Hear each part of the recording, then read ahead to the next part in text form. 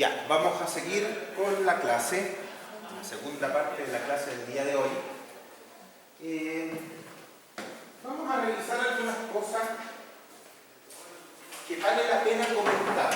Ya aquí en esta presentación les voy a hacer notar algunas diferencias de la norma 2369 anterior, la nueva, y algunas cosas que vale la pena conocer por el uso de todo este tipo de requisitos y el origen de algunos requisitos, por las consecuencias que puede tener el no usar estas cosas.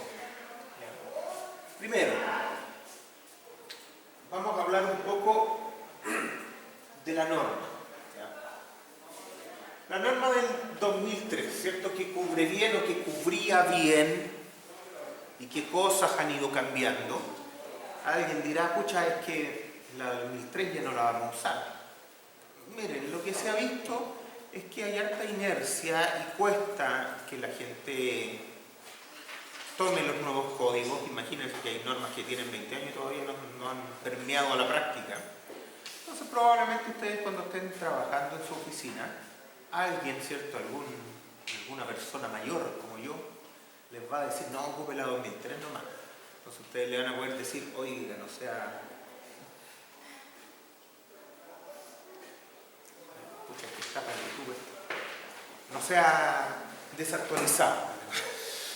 Y lea las normas nuevas, ¿cierto? Véase unos videos en YouTube y vamos a lo que hoy día se ocupa y no a lo que teníamos hace 20 años. Que voy a insistir, como les he dicho antes, 20 años, muchas gracias, 20 años es un montón de tiempo para seguir usando los mismos requisitos. Y eso ni siquiera tiene que ver con que pudieran estar malos. No, simplemente en 20 años se actualiza el conocimiento. Por lo tanto, lo poco razonable es que sigamos hablando de lo mismo. Entonces, démosle una vuelta a estas cosas. Por ejemplo, este tipo de estructuras es lo que la norma típicamente ha querido cubrir. Cosas así. Un edificio bien grande, los entrepisos son como de 6 o 7 metros, una cosa bien gigantesca y tiene bastante equipo, pero esto es un edificio irregular, alto, feo, ¿cierto? Hay marcos que arrastran hasta abajo y otros no. Y esto es bastante común en la industria pesada. ¿Ya? No vamos a encontrar edificios simétricos con distribuciones de masa en altura uniforme. Eso no pasa en la vida real. ¿Ya? Entonces necesitamos cosas feas. Este era el objetivo, ¿cierto?, de la antigua norma y tenía requisitos, o pensábamos que tenía requisitos muy adecuados para esto. Hoy día nos damos cuenta que un edificio de esta importancia, diseñar las columnas con carga reducida, es como una tontera gigante, un error conceptual, pero que es difícil de justificar, pero la verdad es que nos han funcionado bastante bien las estructuras, y eso sí hay que reconocerlo.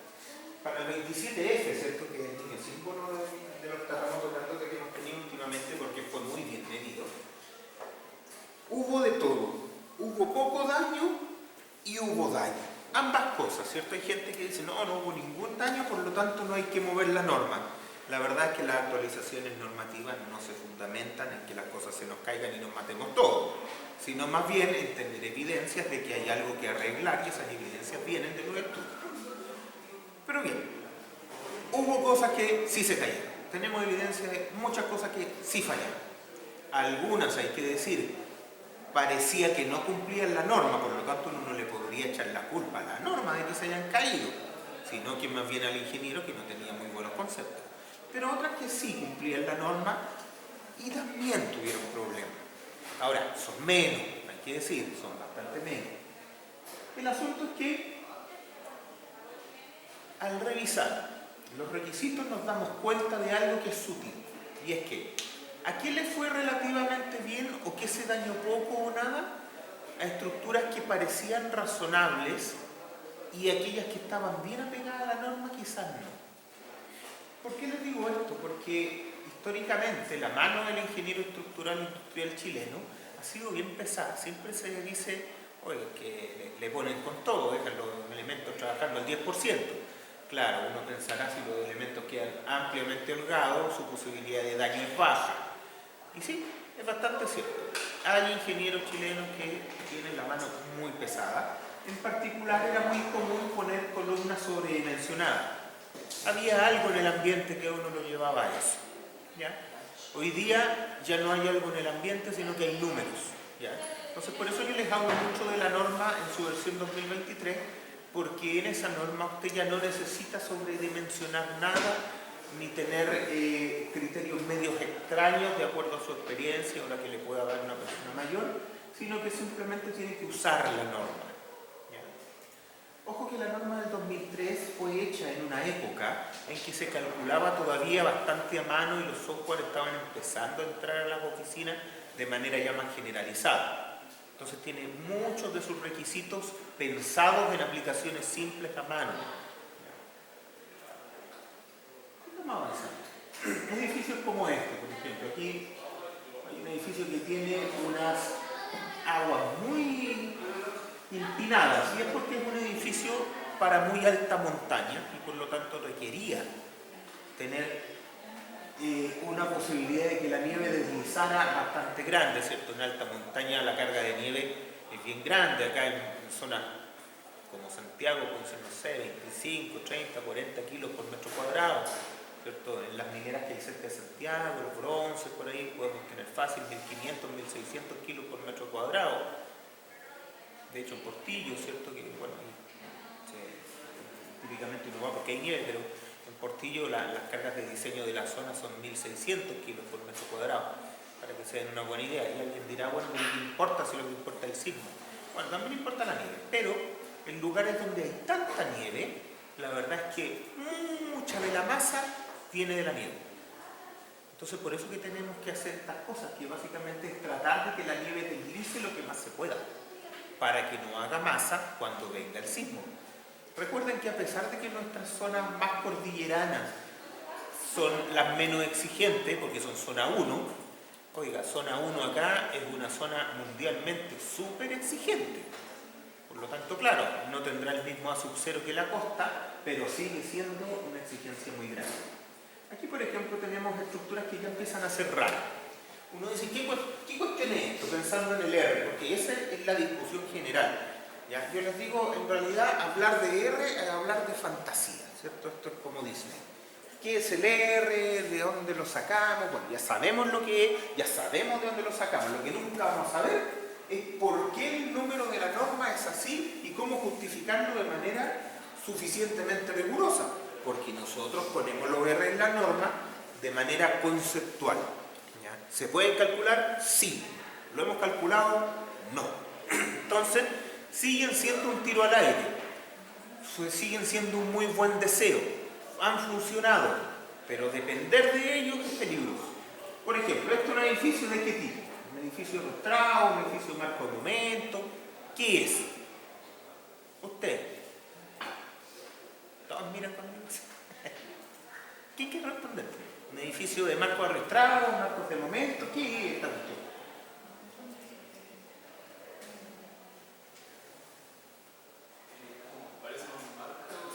Parece marco. O sea, evidentemente es más flexural que arrastrado. Ya, pero vamos a la definición.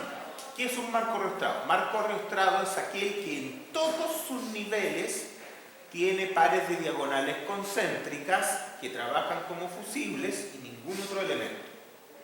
Eso es. No puede ser parcialmente arrastrado, eso no existe. ¿Ya? O sea, desde ya voy a hacer un monito. Si yo tengo una estructura de este tipo, esto no es un marco arrastrado, para nada.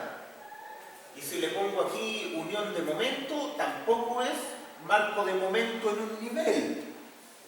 No, eso es un edificio que tiene piso blando, por lo tanto eso es pésimo. No es que no se pueda enseñar, pero no es un marco arrastrado y no es un marco de momento. Marco arrastrado, arrastramiento en todos los niveles, el sistema de fusibles, esa cuestión tiene rótulas plásticas en las columnas. Marco de momento, aquel que falla flexuralmente en los extremos de vigas en todos los niveles, no va a aparecer un arrastramiento por ahí. Entonces cuidado con eso. Desde ese punto de vista, bueno, esto claramente no es arrastrado en ninguna de las dos direcciones. Ya, listo. Pero el marco de momento, alguien dirá, ¿qué cuestión que está ahí arriba? Bueno, ese es un tensor. Es un tensor que lo dispusimos porque estas cuestiones se abrían mucho las patas. Para que se hagan una idea, este es un taller de camiones mineros. Y la altura que tiene acá son como 15 metros para que pase el camión minero, esa altura. Por lo tanto, esta cuestión es gigantesca. Estas columnas son como de 1,50 m de sección. Entonces, teniendo ese nivel, ¿ya? En la dirección corta del edificio, alguien podría decir, mira, la parte de acá es flexural. Sí, la verdad es que trabaja flexural esta parte de acá. Pero trabajar flexural y ser marco de momento no es lo mismo. Esto no es un marco de momento tal como lo conocemos. Fíjense, tenemos una tremenda viga inclinada que trabaja flexuralmente. Entonces, claro, todo esto trabaja flexuralmente para el lado, pero no tengo una forma de hacer trabajar esto como un marco de momento flexural común. Además, y esto es muy importante, si yo quisiera hacer trabajar esto como un marco de momento común, yo tendría que asumir que estas vigas son fusibles. Estas vigas de acá. Y si yo asumo que esas vigas son fusibles y les doy la posibilidad de fallar, ¿cómo arreglo todas estas losas que tengo allá arriba? Ustedes se dan cuenta que las losas están descargando absolutamente en estas vigas. O sea, estas vigas tienen una componente estática gigante. Entonces, claro, aquí empieza a haber un tema también, porque este es un edificio que está en la alta cordillera. Un edificio que no es llegar y arreglar. Que es un hecho muy difícil arreglar si es que tuviera algún problema. Entonces, ¿tendré yo que permitir fallas flexurales allí?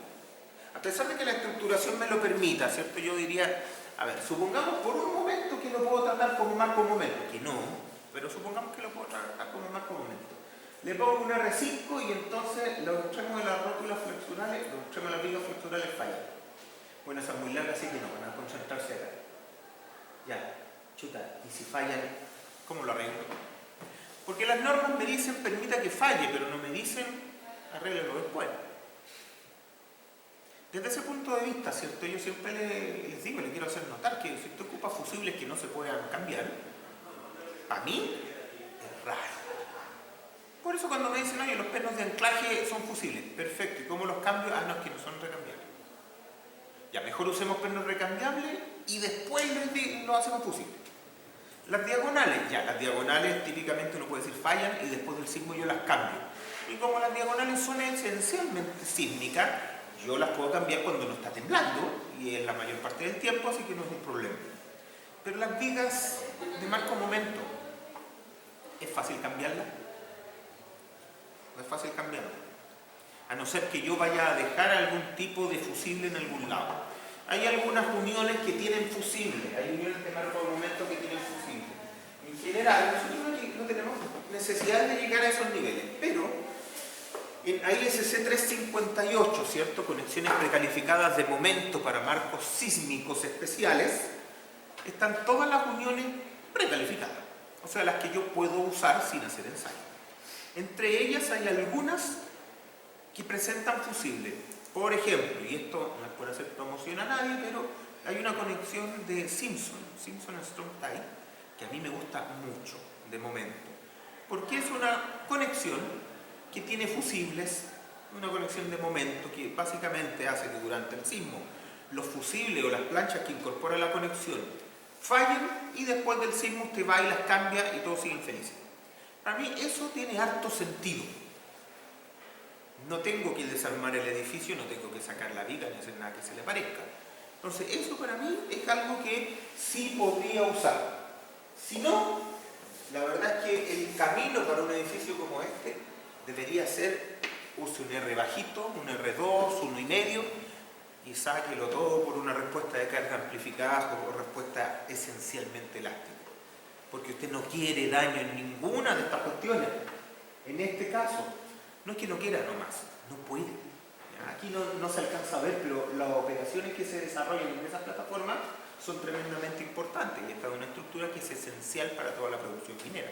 Entonces, hay que tener harto cuidado y el equilibrio entre, oiga, qué reocupo y qué cosa puedo realmente hacer para que la operación sea como yo la estoy pensando o como la necesita mi industrial.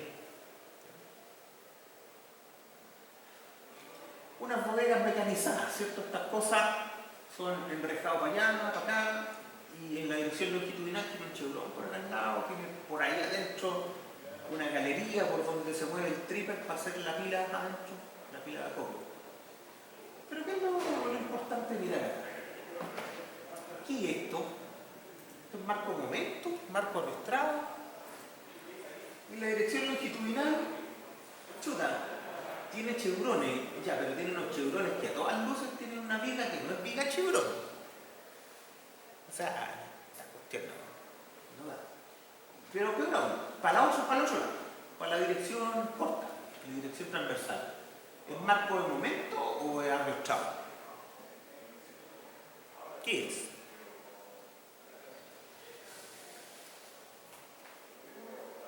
¿Qué se le ocurre?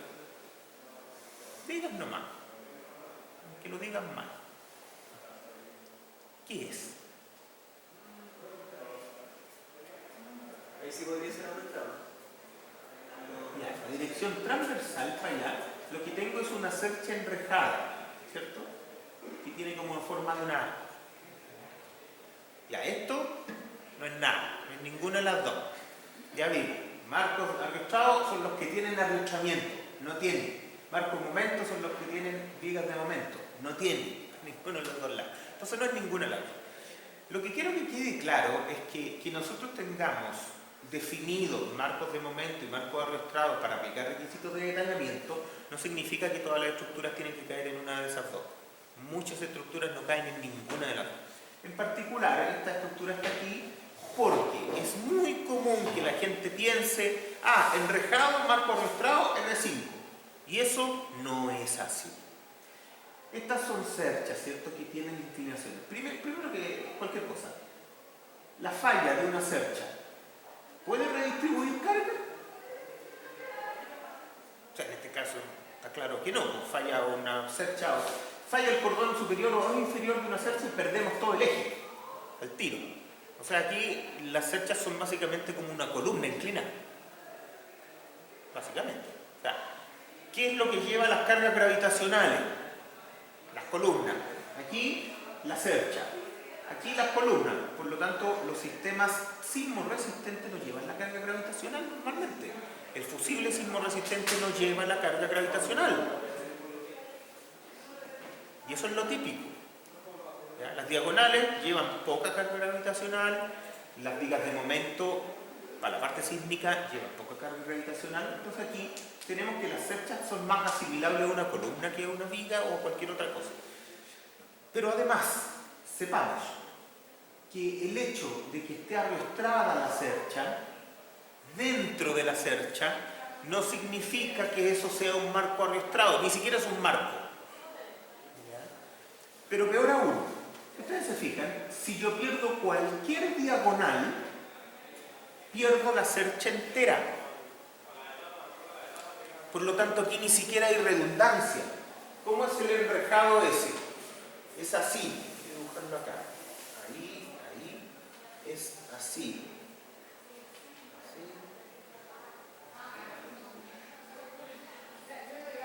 Es como así. Yo pierdo cualquier elemento de ese enrejado y pierdo toda la cercha. Si yo pierdo cualquiera, acá, ok, entonces estos cordones ya no trabajan en tracción-compresión, sino que en fricción y se cayó todo. Por lo tanto, no tengo una estructuración que permita la redistribución de cargas en ningún nivel. ¿Ya? Esto es una estructura isostática desde el punto de vista sísmico, o no redundante desde el punto de vista sísmico. ¿Ya? No tiene fusible, cualquier cosa que falle me bota la estructura. No hay ningún elemento aquí que yo pueda hacer fallar, salvo las costaneras, que dan lo mismo. ¿Ya? Entonces, ¿cuál es la respuesta? No lo puedo construir, dirán algunos. No, No, lo puede construir perfectamente, solo saber que esta es una estructuración que no tiene fuentes de ductilidad, pero tiene sobreresistencia. O sea, hoy por hoy, en nuestra norma, yo la debería pasar con un R igual a 1,5 y todos felices. Y ¿saben? Tampoco es un problema, porque este tipo de estructura se la lleva el viento. Es una estructura que tiene poca masa y mucha área. Es una estructura sensible a viento y el viento no requiere requisitos de detallamiento. El sismo sí. Probablemente esta cuestión yo le pongo el sismo con un R1,5 y igual queda más bajo que el viento. Es bastante posible.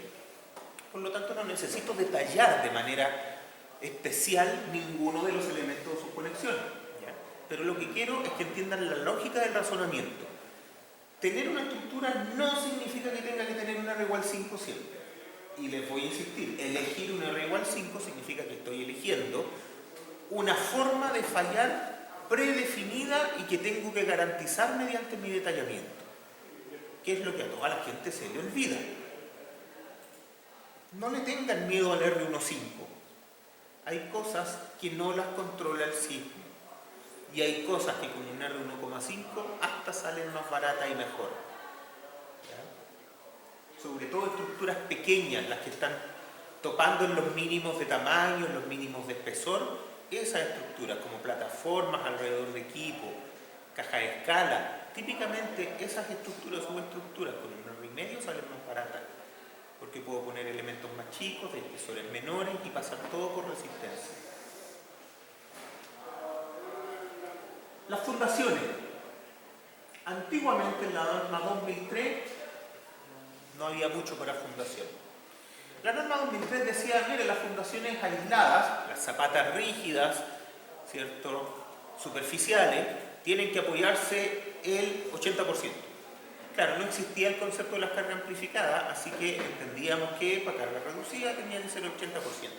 Y ese es el requisito histórico que ahora no se cambió, que se sumó el otro que ya les conté. Pero ya, y eso es para zapatas rígidas que están en el superficiales o no muy enterradas. ¿Y esto qué hago con esto? ¿Qué hago con un sistema de fundaciones como este? Fundaciones que están acopladas en las dos direcciones, tengo una fundación ahí larga. Muchas veces la gente decía, mira, voy a tomar esto como si fuera una sola fundación, toda esa cuestión. Ahí vaya, la de los 4 pedestales es una sola fundación. Por lo tanto, si se me apoya al 80%, estoy bien y la acepto. Tontera. No tiene ni un sentido. Eso es mezclar peras con manzanas. ¿Por qué? Primero, esto no es una fundación rígida normalmente es flexible. Pero el requisito del 80% se aplica a fundaciones aisladas, que en general tienen un solo pedestal, no 2 o 3. ¿Cuál es la idea? Que en general, cuando yo tengo una zapatita y se mueve para cualquier lado, los desplazamientos laterales o giros a nivel del tope del pedestal van a ser muy pequeñitos. Pero si yo a toda esta zapata le pido el 80%, ¿serán igual de chiquititos los desplazamientos en ese punto? O sea, si toda la zapata es rígida, a lo mejor podrían llegar a serlo. Pero primero yo tendré que verificar que esta zapata sea rígida. Y eso no se hacía.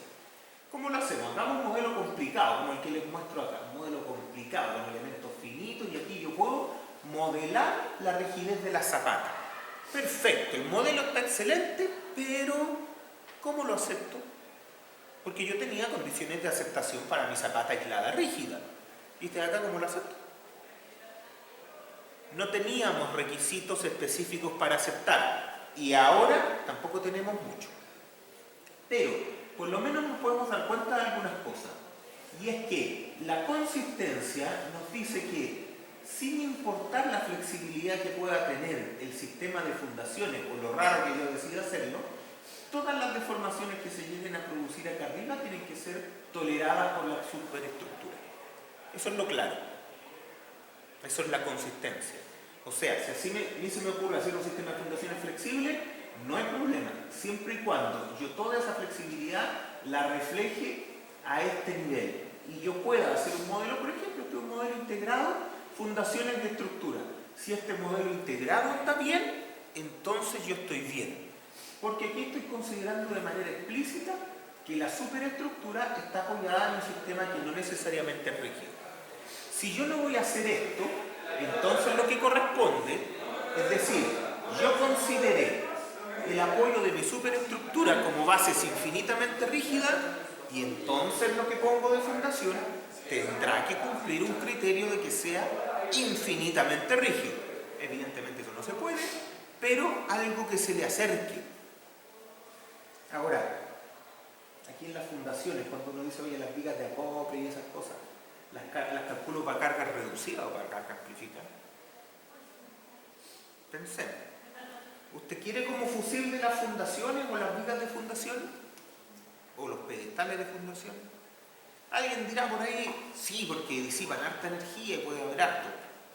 Le compro. Pero, ¿usted sabe lo que es ir a hacer un hoyo para reforzar una fundación o repararla? Porque arriba de la fundación, en el suelo, no es que esto esté limpiecito, está lleno de bombas, lleno de equipos, lleno de caminos. Hacer un hoyo para llegar a una fundación es complicado. Y ya no le digo para reparar, para inspeccionar, porque para saber si están bien o mal, usted tiene que inspeccionar. ¿Y cómo inspecciona? Haciendo el hoyo. O sea, es complejo decir que una fundación puede hacer un fusible. Alguien dirá, bueno, pero no estáis dejando acá como fusible. A lo mejor no, a lo mejor no. A lo mejor no es tan inteligente la idea de fusible. Pero lo que sí es claro es que debajo de la tierra, donde yo no puedo ver y no puedo ir a reparar, no es el mejor lugar. Eso sí que está claro. Entonces, claro, alguien dirá, entonces tengo que diseñar todo con carga amplificada. No sé. La verdad es que la norma no lo establece, y no lo establece porque no nos pusimos de acuerdo. La norma, en su texto, hoy día le dice, mira, las armaduras, la estabilidad está resuelta, más o menos. Podemos seguir discutiendo, pero hay una idea. Pero la resistencia, le dice, a ver, los pedestales con carga amplificada, no hay nada que hacer, porque no quiero ductilidad, eso está absolutamente protegido, ya no le pide diseño por capacidad, pero carga amplificada, los pedestales, listo. Pero la armadura de las vigas de amarre y la armadura de las zapatas o losas de fundación, esa no está establecida. Por lo tanto, usted puede entender, de hecho la norma lo permite en su ausencia de requisito, que usted arme para cargas reducidas. Usted que pasó por este curso dirá, ya, pero es que entonces le estoy dando la posibilidad de fallar a todas esas fundaciones, y no es lo que yo quiero. Bueno, si no es lo que quiere, no haga eso. Pero sí, si le está poniendo armadura para cargas reducidas, está dejando la posibilidad de que sean fusibles, está dejando la posibilidad de que fallen, y el día de mañana vaya a saber usted cómo miércoles las podrían reparar.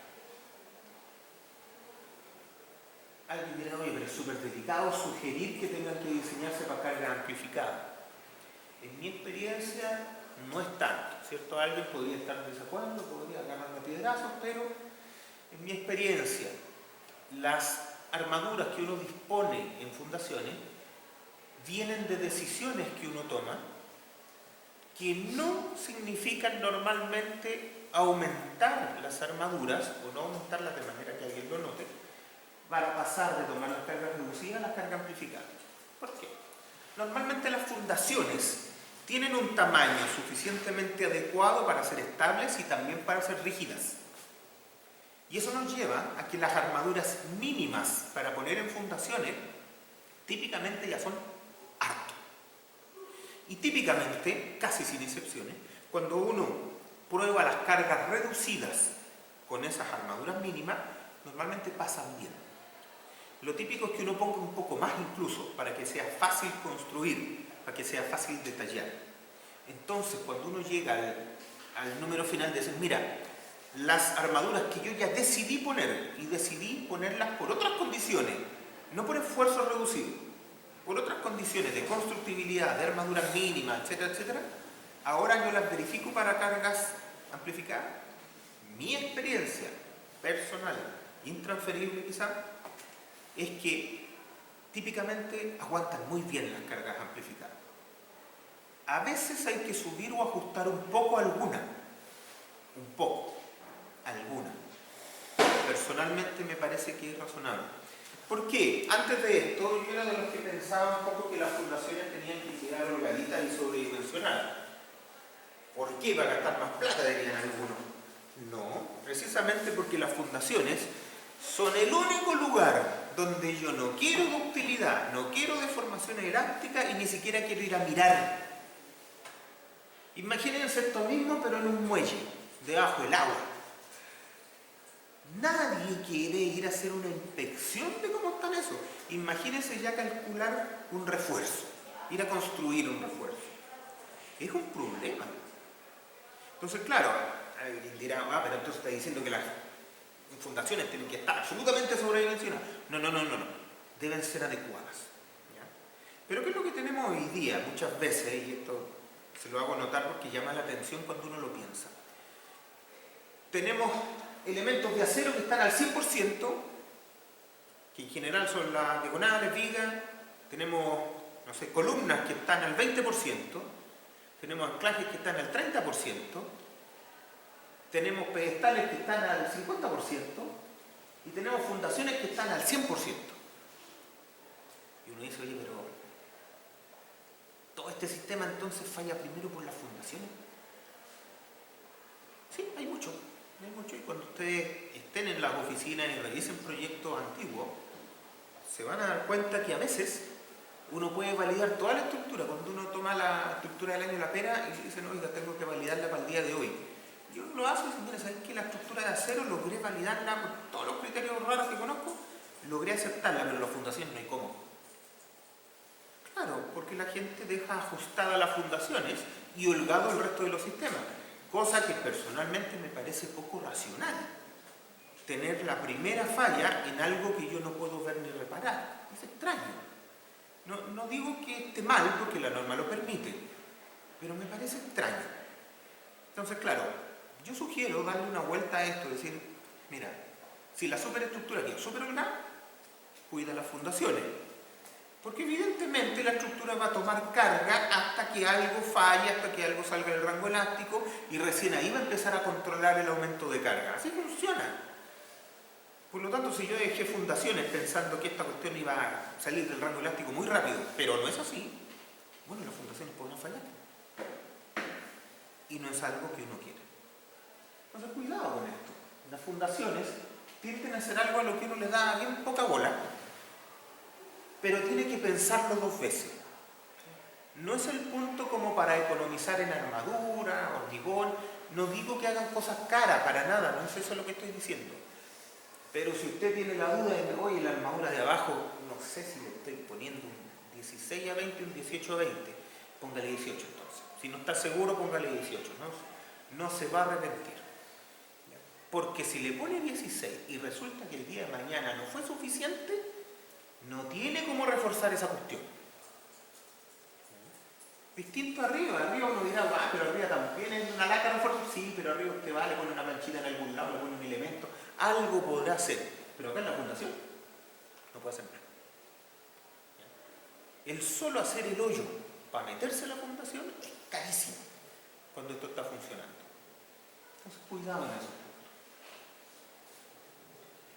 Esto, Duques de Alba, marítimo.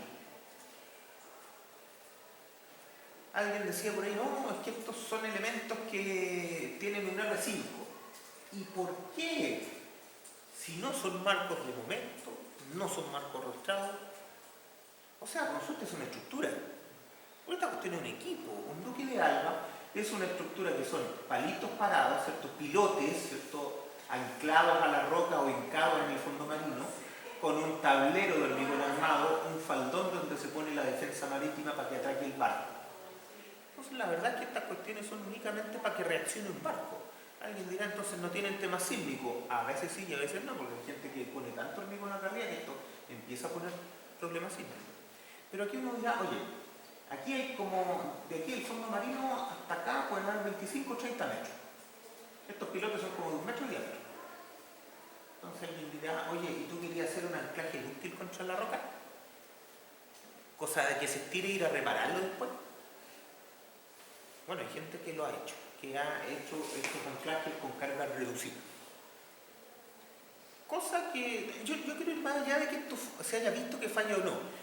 Quiero hacer hincapié en lo poco razonable que resulta la decisión. Porque entendamos, las cargas reducidas son para diseño fusible, establecidos en principio, preestablecidos para la estructuración. Si hay una estructuración que yo no conozco, son E, no puedo usar el diseño con R. Pero, seamos laxos, digamos que por alguna situación del destino alguien o alguna norma me permite decidir cuáles son los fusibles para poner un R.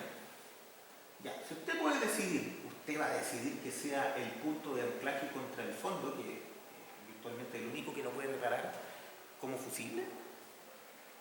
Está extraño. Está raro.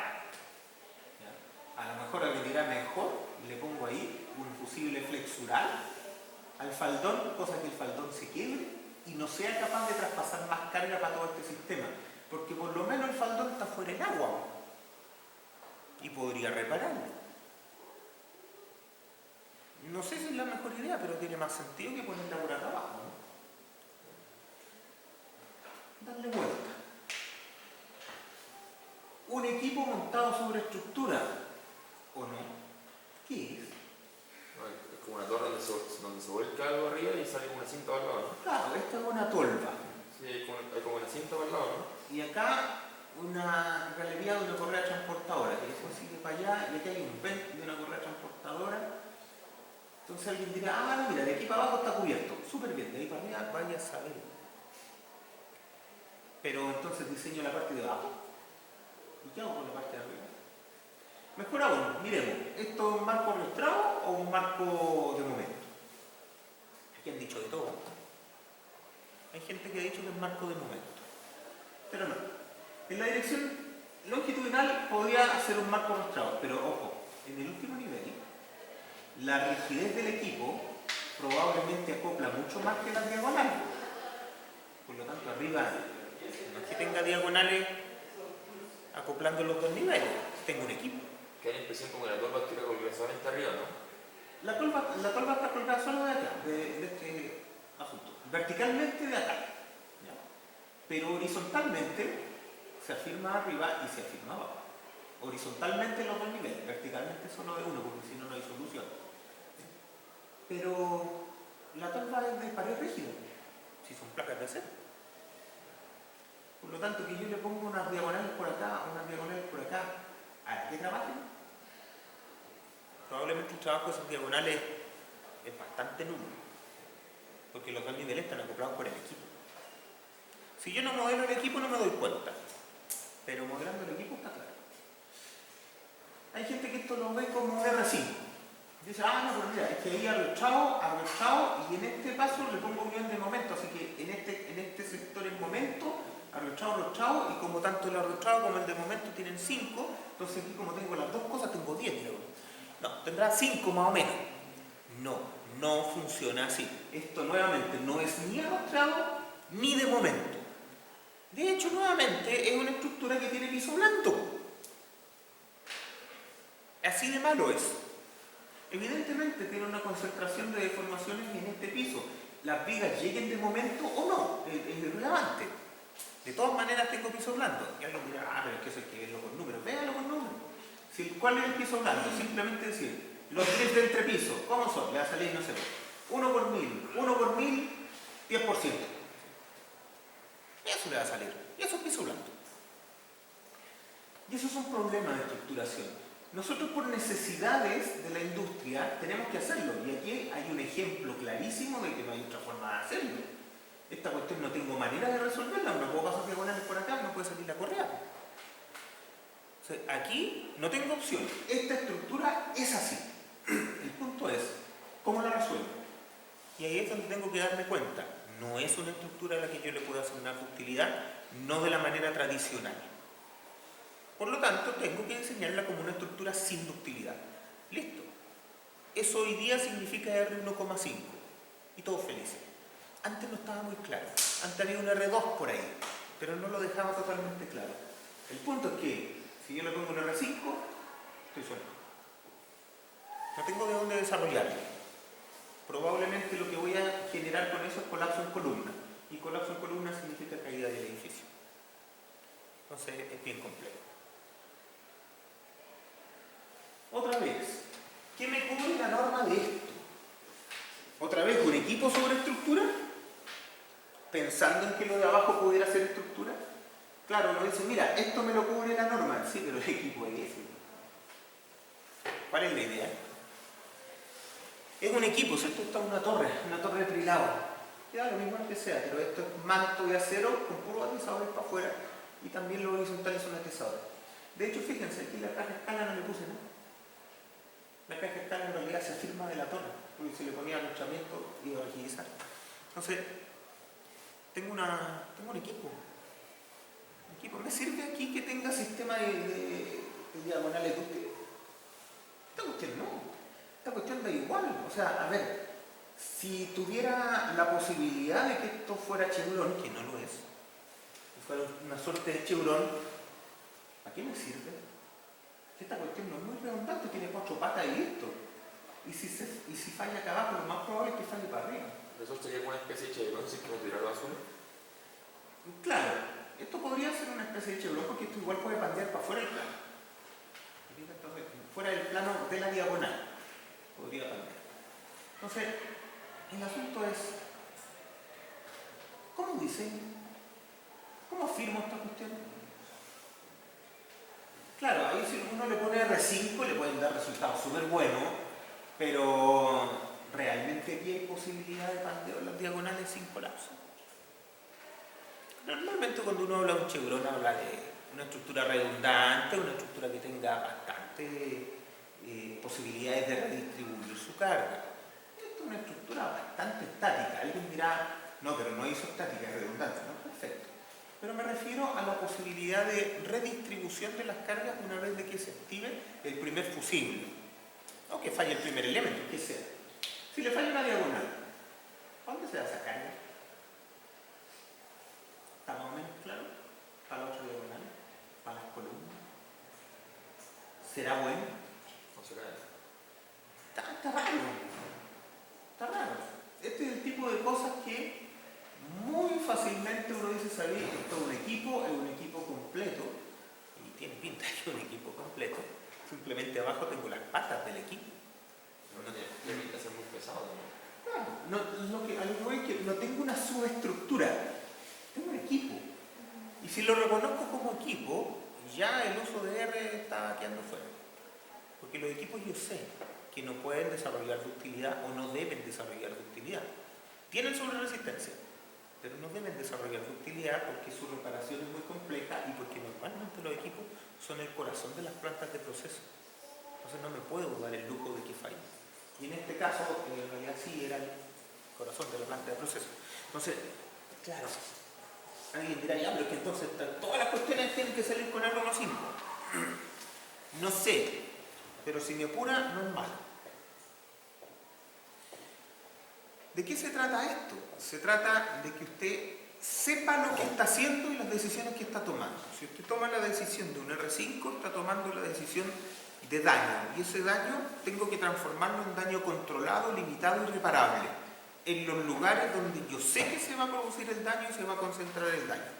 Si no tengo eso en la mesa, y en estructura industrial es bastante común que no lo tenga, entonces tengo que buscar la manera de que no haya daño. Y esa manera es una respuesta esencialmente elástica, llegando a R1,5 o R1, por ahí anda.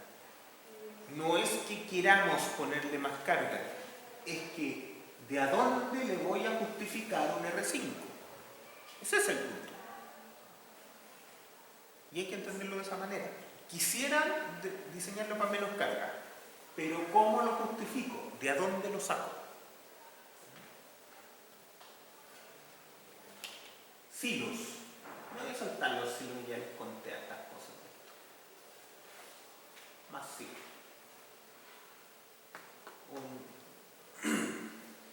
Un cargador de barcos. Y en este hay algo que les tengo que contar en particular. Lo primero es, esta cosa parece arrastrada. Ya digamos que no, porque un equipo, claramente los equipos van a R1,5, no hay más que hacer. Nadie quiere desarrollar utilidad en los equipos. Pero hay una cosa que es más importante. Este es un equipo móvil, que va por un muelle, se mueve a lo largo de un muelle. Una de las cosas más importantes que me interesa es cuando viene el sismo y esta cosa se tambalea, si tiene la posibilidad de levantar las patas y volcarse. Esa es una de las cosas que más me importa, porque si levantan las patas se me cae el agua, o por lo menos se descarrila. Un cargador de barco de este tipo se puede volver a poner, se puede volver a poner en su riel, pero no es que sea fácil o que lo quiera. Pero si levanta las patas está la posibilidad de que esto se me caiga el agua. Y eso lo puedo analizar con un análisis modal espectral con un R5. Sería la estupidez más grande.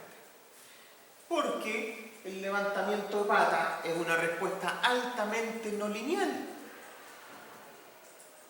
Primero yo no lo voy a ver en un análisis modal espectral. Pero lo que sí puedo hacer es decir, mira, voy a hacer un análisis modal espectral con R igual 1. ¿Por qué? Porque eso sería como estarle pidiendo una respuesta elástica. Más o menos, ¿cierto? El espectro inicial que nosotros dijimos que este es elástico y que si la estructura pasa bien para él, entonces no le pasa nada, ya, ese. Y con ese, a lo mejor yo voy a decir, mira, ¿sabes? No se levantaron las patas. Ya, si no se levantaron las patas para una respuesta esencialmente elástica, que es el análisis modal espectral con R igual 1, ya. Puedo pensar que esto es estable. Pero eso no pasa. Cuando usted lo hace con R igual 1, le van a salir tracciones netas en los bogies. Pocas quizás. A lo mejor le salen, no sé, las compresiones máximas son de, no sé, 500 toneladas. No sé el nivel que hablamos en estos cargadores. Y las tracciones son de 20 toneladas. Usted dirá, una porquería de tracciones. Sí, es una porquería. Pero 20 toneladas a lo mejor son suficientes como para que esto se despegue, no sé, unos 20 milímetros, 50 milímetros. Y con eso se descarrila. ¿Y qué hago? Porque yo no voy a poder resolver con un análisis modal espectral el problema del levantamiento de patas cuando se levanta. Cuando no se levanta, sí. Uno dice modal espectral y no hay tracciones netas, estamos todos contentos. Pero si hay, tendría que pasarme un modelo altamente no lineal que reconozca que estas cosas se pueden levantar y tendría que hacer análisis tiempo-historia complejo. Y aún así podría tener una idea de cuánto se levanta. No saberlo muy claro. Entonces ese tipo de análisis ya empiezan a estar bastante más allá de lo que la norma nos dice. Y tenemos que reconocerlo, tenemos que decir, oye, pasar eso por un modal espectral con R igual 5 es basura. No tiene ningún significado físico. Pasar eso por un modal espectral con R igual 1,5, uno podría decir, ya mira, le estoy pidiendo resistencia a los elementos de acero y eso está bien. Si me lo cumple, yo me puedo quedar tranquilo con el daño desde el punto de vista de los esfuerzos sísmicos. Pero me falta el problema del levantamiento de las patas, que no lo he resuelto con un modal espectral con R1,5. Con un modal espectral con R1,5 y que no se levanten las patas no me dice nada. Porque esa separación de ahí no tiene R. No existe el concepto. Entonces aquí es donde uno tiene que ver también los límites de la norma. Estos límites están puestos en la norma de la versión 2023, ¿cierto? Hay un capítulo para equipos donde se detalla cómo hacer estas cosas o por lo menos cómo no hacer estas cosas. ¿Ya? Entonces, ojo con ese tipo de cosas. Muchas veces uno comete errores en esto, en estas cosas que parecen estructuras pero son equipos. Cuando yo me traspaso de equipos a estructura o de estructura a equipo, los criterios cambian inmediatamente. El equipo tiene la connotación de casi siempre ser el corazón productivo de algo, sobre lo que yo no puedo generar o desarrollar ductilidad. Porque, a diferencia de una estructura, un equipo normalmente deja parada la planta completa, ¿cierto? Hasta que lo pueda reparar, y la reparación de un equipo son 6 meses, no son una semana. A veces tiene que estar pidiendo los repuestos a China, ¿cierto? O a cualquier lado, por AliExpress. Y no llegan nunca, entonces, problema. Bien, más de estos mismos monos, pero no les voy a decir nada. Algunos estudios, y aquí sí, cuidado, pongan harto ojo, las cosas que vamos a mirar. Por ejemplo, aquí tenemos un análisis, ¿cierto?, de la 2369 del año 2003, ¿cierto?, versus los requerimientos AS-CD7. Esto ya es bastante antiguo. Esto es del año 2017. Pero veamos qué era. Es una cosa bien aterrizada, ¿verdad? Son investigaciones bien rascas, porque las puede hacer cualquiera en su escritorio. Eso es lo que a mí me gusta, ¿ya? Pero nunca lo van a publicar en algo importante. Entonces, nada, tenemos una estructurita así, ¿cierto? Marcos de momento para el lado que no nos va a importar, marcos arrastrados en la dirección longitudinal, tipo chevron. Listo. Tenemos diafragmas de piso, listo. Tenemos elevaciones de este tipo y vamos a centrarnos en la elevación central. 6 metros de vano, 4 metros de altura, chevron. Listo. Condiciones de diseño bien exigentes. Ya, nada más, no es nada en lo que uno tenga que poner mucha atención. Zona 3, A0 a 36, en el contexto chileno, la 2369 del 2003, y en el contexto norteamericano, AC7, con una zonificación relativamente igual, conceptualmente, a la que estamos poniendo en la zona chilena. Pero aquí les explico lo que vamos a hacer, porque eso es lo que tiene gracia. Aquí lo que hacemos primero es diseñar cada cosa en su contexto. Aquí comparamos las peras con las peras y las manzanas con las manzanas. ¿A qué me refiero? Diseñamos una estructura con los requisitos 2369, 2003. Diseñamos otra estructura con los requisitos ASCE7 y Science Provision, ISC341. Perfecto. Y hasta ahí lo único que vamos a ver es que una pesa más que la otra. No.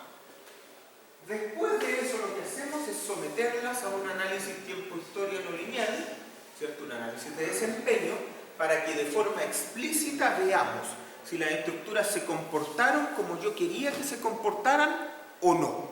Porque eso es lo que realmente me da la respuesta. Cuando yo hago el análisis prescriptivo, yo digo cumple norma. Cuando yo hago el análisis de desempeño, yo digo cumple los objetivos de desempeño. Es bien distinto. Esto de, a través del análisis prescriptivo, suponer que cumple los objetivos de desempeño, es una mala forma de evaluarlo. Yo solo puedo decir cumplir la norma. Cuando el cliente le dice, pero se va a caer, no sé. Se tiene que llamar ahí al Pedro N, no sé, alguno de otro tipo, pero uno hace número y puede trabajar con rangos de riesgo. Es todo lo que hacemos. Bolitas de cristal aquí no. Ya. Comparemos. ¿Qué sale del análisis prescriptivo? Escenario 1, 2369-2003, escenario 2, AC7, 2010. Síganme con esto porque es importante. Factor de importancia, 1 para los dos para no contaminarnos con eso. R, 5 para el chileno, 6 para el otro. Amortiguamiento, 3% para ese, 5% para el otro. Factor de sobreresistencia, hay a 2, pero acá no tenemos. Factor de amplificación de deformaciones, 5. Parecido al R, estamos súper bien. Acá, 5, porque es igual al R. No está definido, pero se sube igual al R. Factor de redundancia, 1.3 allá, acá no tenemos. Coeficiente mínimo, 10%, 4%. Da lo mismo porque no ocupamos el mínimo. Máximo, 23%, 28%. Bien. Corte mínimo, 19 toneladas, 27 toneladas, porque lo agarran otras cosas. Corte máximo, 44, 54. Y ahí empiezan las cosas interesantes. Periodo del primer modo, 0.26, 0.29. Parecido. No hemos visto la estructura final, pero se parece. ¿De qué depende el periodo de un marco arrastrado en chevron? De un marco con un bajo centro de gravedad. Esta es una estructura, no se los dije, pero tiene un centro de gravedad bien bajo, ¿cierto? En el primer nivel hay un equipo súper pesado, en el segundo nivel hay una plataforma de uso pesado y en el último nivel una plataforma liviana. Por lo tanto, aquí hay un centro de gravedad súper bajo. La rigidez lateral depende enteramente del chevron, de las diagonales. De ahí viene el periodo. O sea, si se parecen estas dos cosas, significa que las diagonales... ¿Dónde está? Acá. Significa que las diagonales se parecen, pero las diagonales de acá salieron más chicas. Evidentemente, salieron más chicas. No. Bien. Masa del primer modo, 91, 90, ya la misma cuestión, se cortan igual. Peso estructural del marco, 8,5, 10. A ver cómo es. 8,5, 10. O sea, este pesa más, tiene diagonales más chicas, pero pesa más. ¿Dónde está está el mayor peso en el marco ASCE7? ¿Por qué pesa más? Hay un requisito en particular que es duro. En el año 2003 nosotros no teníamos requisitos especiales para los Chevron y poníamos una viga de piso que simplemente se calculaba sin apoyo en la diagonal. En cambio la SCD7 ya imponía los requisitos para la viga Chevron. Entonces la viga Chevron, de acuerdo a SCD7, es mucho más robusta. Y de acuerdo a los estudios o a las lógicas que yo les he mencionado acá, era mucho más necesario también. Pero ahora lo vamos a ver. Antes lo inventamos y lo supusimos. Ahora vamos a ver si es verdad. Peso sísmico lateral, es el mismo. Corte de diseño, 39, 29. Ah, miércoles, o sea, esta cosa está rara. Este tiene más corte, pero pesa menos. Este tiene menos corte, pero pesa más. ¿Por qué? Ahí es donde empieza toda esta lógica del diseño por capacidad y por condición de fusible a activarse. Yo con un corte menor hago mis fusibles más débiles. Las diagonales que salen más chicas, ya lo estamos viendo en los números, salen más chicas las diagonales. Pero después yo me olvido de la carga y diseño por capacidad el resto, que sería la viga Chevron, las columnas y todo lo demás. Entonces el diseño por capacidad me llevó a que salieran las vigas y columnas más grandes. Y el R me llevó a que salieran las diagonales más chicas. ¿Se fijan? El R lo tengo que pagar. Que tengo un R mayor no significa que mi marco va a pesar menos. No es el objetivo. Nunca lo fue. El objetivo es diseñar bien. Sigma vertical ya da lo mismo que salimos. Bien. Estructura chilena, básicamente. Y en el 2532 y en el 3044 y todas iguales. Claro, aquí no hay diferencia entre viga Chevron y viga sin Chevron. Porque la viga Chevron la calculo sin el apoyo del Chevron y por lo tanto me queda igual que la otra. Las columnas de acá, bueno, tienen que ser las mismas porque son columnas colgadas, no son sísmicas. Diagonales, cajones de tubo esto, de 160 por 6, 140 por 5, ya. Y la norteamericana, fíjense. Primero, la columna colgada y la viga, la misma.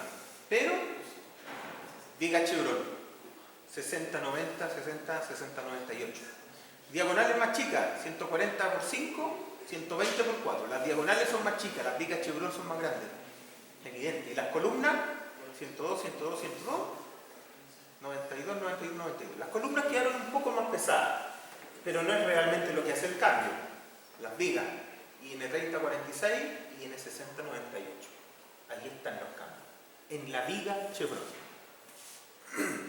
Evidentemente a uno le cuesta mucho menos pensar que esta estructuración va a hacer que las vigas plastifiquen, pandeen y ciclen y que la viga va a estar viva.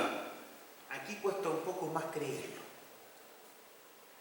Pero bueno, ahí están. Análisis de desempeño. Y un análisis de desempeño ordinario. Venga, este es con SAP 2000. No es ANSYS, no es OpenSys, ni nada de eso que ocupa la gente utilizar. Entonces, pedimos tres cosas. Dijimos, vamos a decidir que existe un sismo operativo con un periodo de retorno de 43 años. ¿Por qué? Porque es re fácil pedirle algo para eso. Yo para el operativo quiero que todo esté elástico. Listo, punto. Súper fácil. Para el máximo, 2475 años, solo queremos que no colapse. Nada. Para el de diseño, queremos daño limitado. No sé qué cuestión puede hacer eso. Pero es lo que decía la norma. Daño limitado. Lo que usted es limitado, para mí no, ya sabe, ya listo. Entonces, adaptamos registro. Esto es algo que hoy día no haría, pero en ese tiempo lo hacíamos. Y es usar el proceso de matching, ¿cierto? Usar registros semilla y ajustarlos contra el espectro objetivo que queramos. Entonces, claro, el espectro de mis registros cuadra en todo el rango de periodos que yo quiera con el objetivo. ¿Ya? Esa es una mala forma de hacerlo porque pierdo las dispersiones. Pero supongamos que lo hacemos. A todo esto está absolutamente aceptado por todas las normas. ¿Ya? Pero no es lo mejor es lo que yo les enseñé al principio del curso. Escalar registro, eso sí. Ya, aquí hicimos lo que no tienen que hacer ustedes, pero lo hicimos. Entonces, adaptamos registro a cada espectro, el que corresponda. Cada estructura fue expuesta a su propio espectro de diseño de demanda, no cruzado. Cada uno se evaluó en su escenario por separado. ¿Qué salió? Primero dice, fuerza de formación axial en diagonal primer nivel. Ya. Para el sismo operativo, aquí las diagonales ya pandearon, en la chilena. Eso es harto pandeo. ¿Queríamos eso? No, porque es operativo. Queríamos lineal elástico.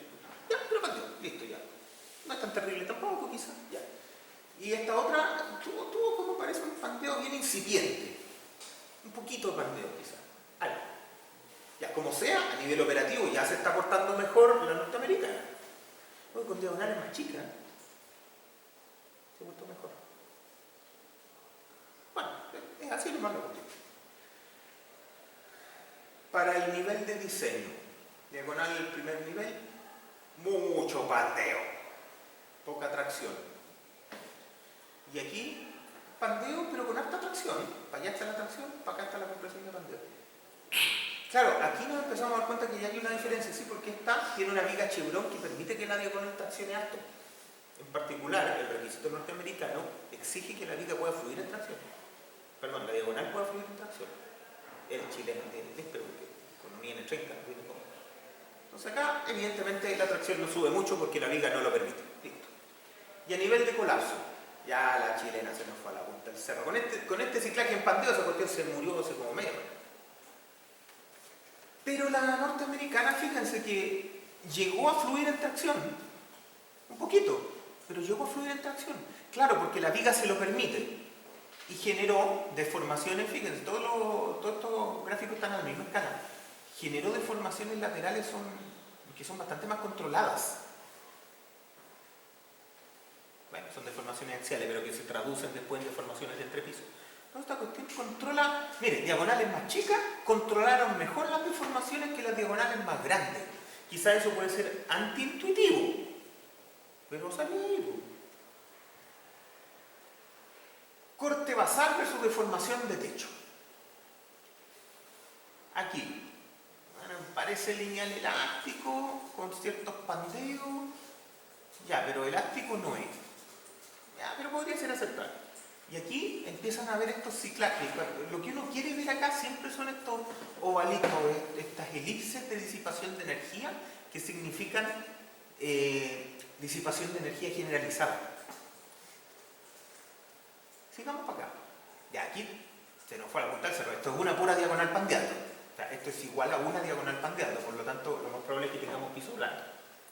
Y acá está una cosa más distribuida, ¿cierto? Un ovalito. Y para acá.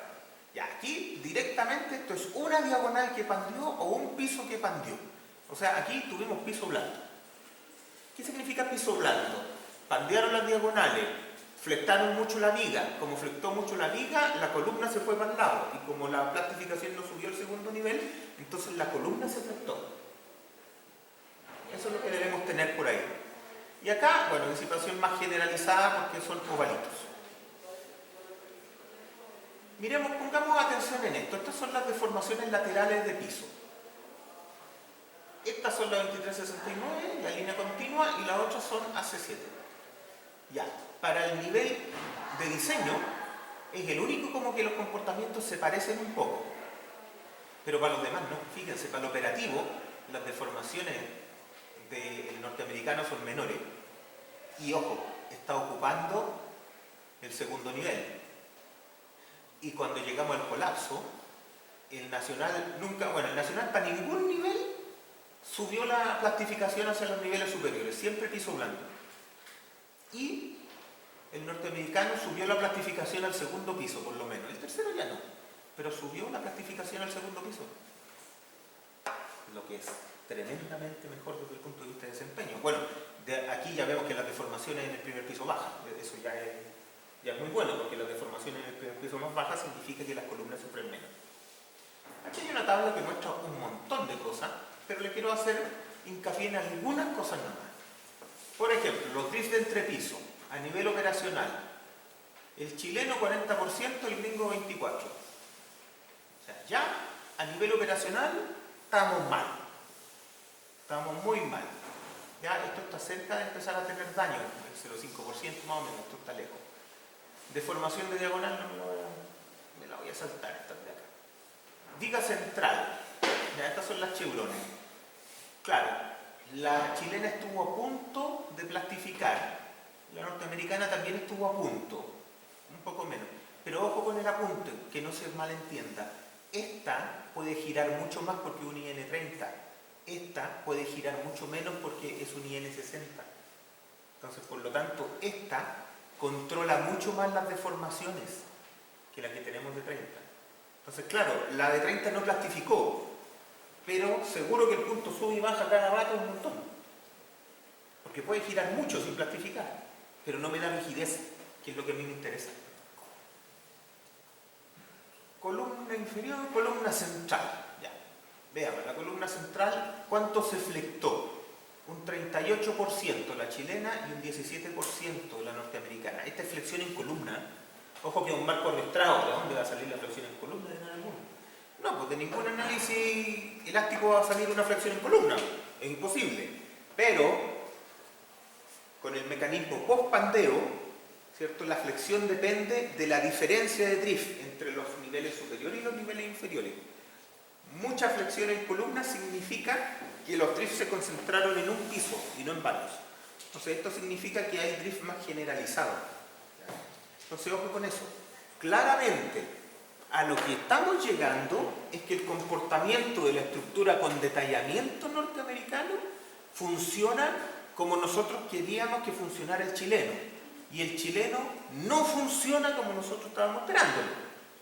¿Ya? Por lo menos para este ejemplo en particular, a lo mejor hay otro que funciona perfecto.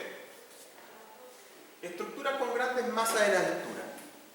Veamos esto rápidamente. También otro del año de la pera, el año 2015. ¿Qué hay acá? Silo. Tenemos una subestructura y ahora hay un silo. 600 toneladas. Ya, listo. Tenemos arrastramiento en cruz, como les había dicho, con el palito acoplado igual a las diagonales en principio. Y nada más. Y tenemos seguramente el otro.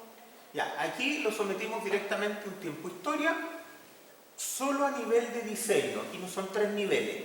Solo el nivel del sismo de diseño estándar, 475 años periodo de retorno medio. A ver qué salió. Diagonal, primer nivel, se nos fue a la punta del cerro. Ya, pero las diagonales que pandean no es terrible.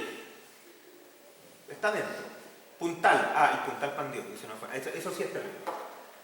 Porque el puntal que acopla las diagonales no debe pandear. O sea, que pandee el puntal tampoco es tan terrible, pero la consecuencia de que pantee el puntal es terrible, que es pasarle flexión a la columna. ¿Qué le pasó a las columnas? Les explico rápidamente el gráfico. El gráfico no considera pandeo de ningún tipo, pero esta línea que pongo ahí es el colapso elástico esperado, el colapso plástico esperado. ¿Qué significa eso? Que esa línea de compresión-flexión, ¿cierto? Todos los puntitos que están adentro podrían ser aceptables. No tiene pandeo, así que podrían pandearse algunos. Pero los que están afuera, están absolutamente fuera de la resistencia, están más allá de lo que podría dar la columna plastificando completo. Entonces, básicamente, un puntito afuera de esto significa que esto colapsó. O sea, aquí tenemos columnas colapsadas. Que la diagonal pandee, no hay problema. Que el puntal pandee, malo, pero no es problema. Que las columnas hayan colapsado, ese sí que es un problema. Y no lo esperaban. Y esto pasa perfectamente en la norma del 2003. Bueno, varias cosas acá. En la norma del 2003 las columnas no están con carga amplificada. Y esta es una estructura con un centro de gravedad alto. Es un silo. ¿Ya? Con Chevron, la misma cuestión. Aquí, claro, no quisimos ser tan mala onda y poner ese perfil de guata. Lo pusimos paradito. ¿Ya? Es un IN20 el más chico. Claro, porque aquí si decimos, bueno, pongamos una viga y que tome las cargas gravitacionales, bueno, no hay ninguna. Pero quisimos poner un perfil suficientemente adecuado. Si se fijan, las diagonales son IN25-54, calculadas con la norma antigua, y el puntal es un HN20×33. No es tan chico, porque no quisimos ser demasiado mala onda. Lo mismo, diagonales pandeados, pero no es un problema. La viga, en el mismo gráfico la viga salió de su plastificación, la viga sonó por todos lados. Ya, pero que la viga se muera tampoco es tan terrible, no es colapso, es mala idea, no lo esperábamos, pero no es colapso. Columnas colapsaron, hay puntos afuera. Ya, o sea, también colapsó. O sea, esta cuestión, no funcionan las vigas Chevron, no funcionan los puntales de acople, no funcionan las columnas. Ya, solo se los comento por si alguien les dice que la norma antigua funcionaba perfecto. Todavía se discute. Ya.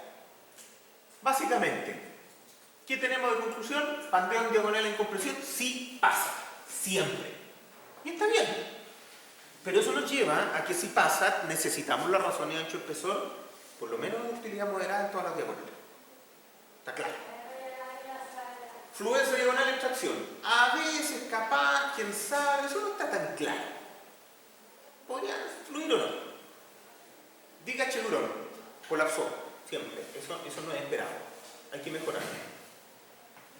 Puntal de acople, colapsó, eso tampoco lo esperaba. Falla en columna, ahí sí que estamos mal porque eso es colapso de toda la estructura. Por lo tanto, ¿qué nos pasó? Tenemos un comportamiento que no es dúctil, sino que es del tipo elastofrágil. Ya le decía harto con la palabra elastofrágil, pero no creo que la haya inventado, yo creo que existía. Pero sí, las estructuras que teníamos son elastofrágiles. ¿Qué significa eso? Que tienen alta sobreresistencia, pero no tienen ductilidad.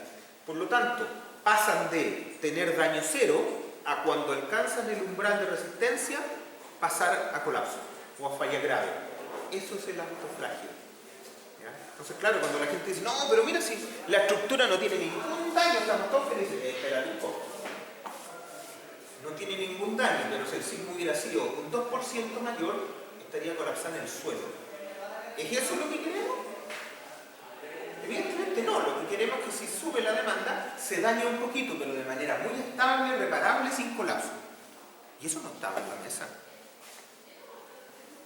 No estaba, ahí están, bueno, y hay un montón de estudios, yo muestro los míos porque son míos, pero hay un montón, no es que a mí se me haya ocurrido. Entonces, ¿de qué se trata? Yo la verdad es que pensaba que me iba por la línea azul, pero me estaba yendo por una línea que va para allá, y se cae. Aquí. Ese es el gran problema. Pensaba en el azul, pero tenía una línea que caía. ¿Ya? Eso es lo que hay que arreglar. Eso es lo importante. ¿Ya? Bien, lo vamos a dejar hasta aquí por el día de hoy y nos vemos otro día.